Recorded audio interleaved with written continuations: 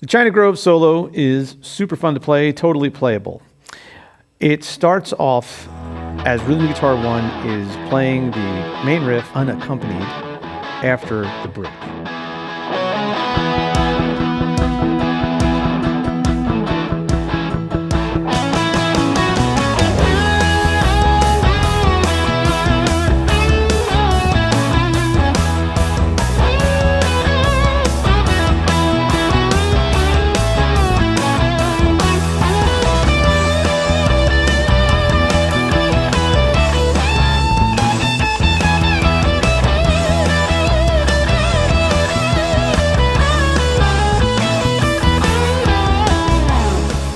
So you come in with this short, brief line. And at this point, I'm thinking E major pentatonic. Because that's, kind of what the changes are following. But then again, we got that G slide. And there's a lot of major minor going on between the rhythm guitar part and the solo part. But for the most part, we could think of this solo as an E major pentatonic based solo. So we have that nice line that comes in the middle of that unaccompanied return of the main riff by rhythm guitar 1. And then right before the solo rhythm kicks in, the whole band's in, there is this. Nice line. Hammer-on starts it off. Watch the roll right there. Actually, it is that way. So you fret the note, the first note, which is here on the 4th string. And then fold over that 3rd finger to get the next note. So C sharp to F sharp, don't do this. That's not what's supposed to happen. It's not the end of the world if it does, but that's not what's supposed to happen. You could play this with alternate picking or all downstrokes. All downstrokes have a certain thing, and it sounds like that's what he's doing. From there, the solo rhythm is officially kicked in. You're starting off with 3 bends. Let that fall.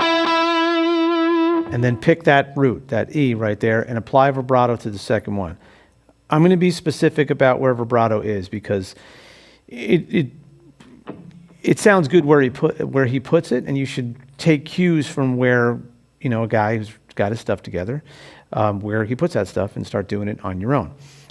So 3 bends come in, whole step bends, inferring major because it's bending to the major 3rd. And then there's that vibrato at the end. Now, the next lick starts with a half-step bend. Bending, as you can see, I like to bend with my 3rd finger, supported by my 2nd finger, and let the 1st finger cut out unwanted string noise. Well, this half-step bend I'm about to play, I'm going to do none of that. I'm going to play with my 1st finger, which is not a big ask. It's the 2nd string, so it's almost the thinnest string. And it's in a part of the neck, the tension's not that bad. And the reason why I'm doing it that way is because what follows that is I need to be in this position to play this.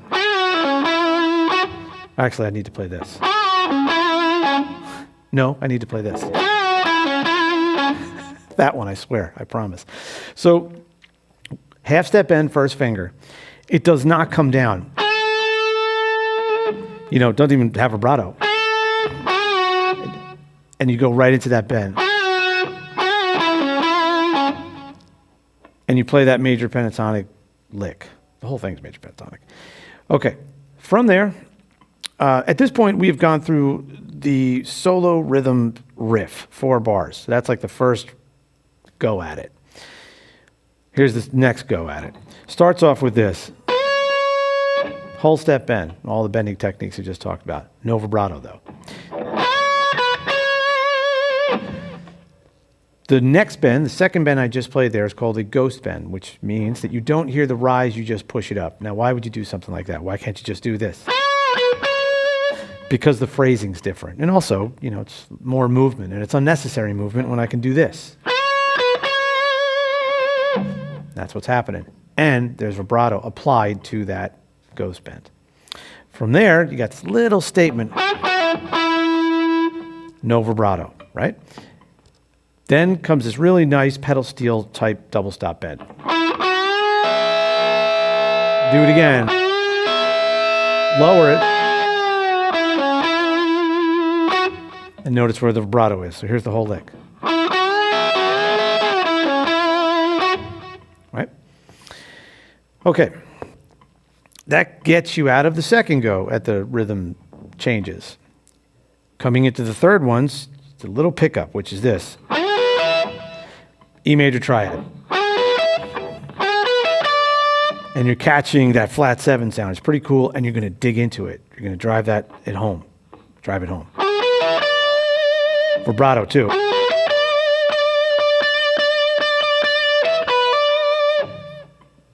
I do a roll there, and it is a staccato. That's what he did. Did he mean to do it? I don't know, but that's what he did. I'm just sticking to what he did. Tom Johnston, that is. So, staccato note, roll over, hammer on. And then play them again with no staccato, same thing, roll. So what I don't want to hear is this. That's not what you're doing this. And then you're going to come into this nice, fun, big whole step bend right there. Now, speaking about ghost bends, you're going to play that bend, and now you're going to manipulate it like this. You're going to lower it. So let's say the bend is a whole step bend. You're going to lower it to a half step bend and keep going in between half step, whole step, half step, whole step. And then come down and respond to that, so to speak. Now check it out. Ghost bend. Oops. 2 ghost bends. So let's look at the whole thing. Bend, ghost bend with no vibrato. Another ghost bend with vibrato. I might have played vibrato on the one I just said I didn't, and not the end of the world. Anyway, then it gets you to the last lick, which is cool. And as you've seen, I'm here in the 12th position. So now I'm kind of inferring E minor tonality. And to finish it out, I stay here. But check it out, forget minor when you do this. It's kind of major minor because I got that hammer-on slurring of the third.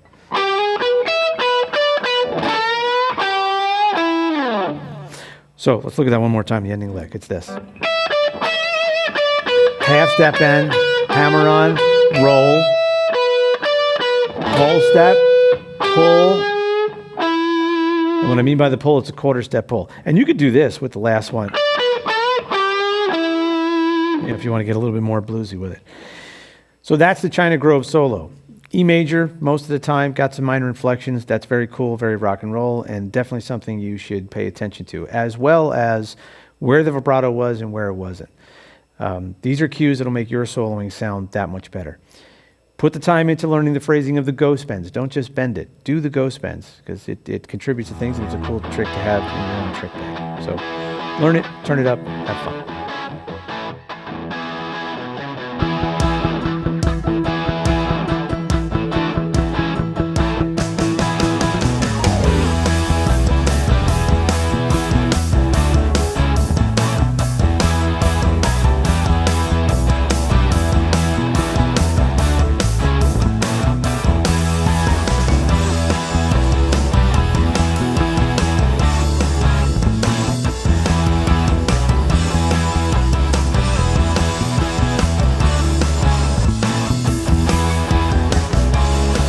That's all for this session. If you've enjoyed what you've seen here today, don't forget to like, subscribe, and hit that little notification bell for more lessons in the future. Make sure you check out the other lessons on our channel, and don't forget to head over to TrueFire.com for the full experience. We have synchronized tabs, jam tracks, and a massive library of courses covering all topics a guitarist could ever want to learn. Until next time.